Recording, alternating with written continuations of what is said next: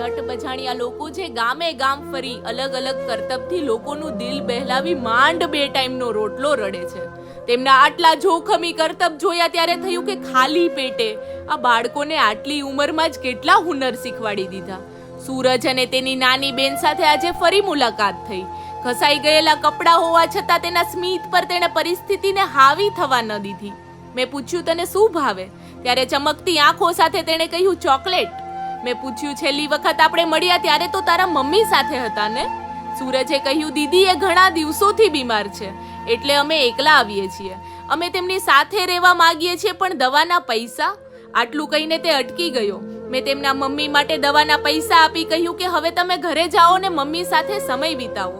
સૂરજે લાગણીની ઊંડાઈ સાથે કહ્યું કે દીદી આપ જબ ભી મિલતે હો હમે હસા કરી જાતે હો. દવાના પૈસા મળવાથી હસતા ચહેરાઓ સાથે તે ઘર તરફ ચાલતા થયા.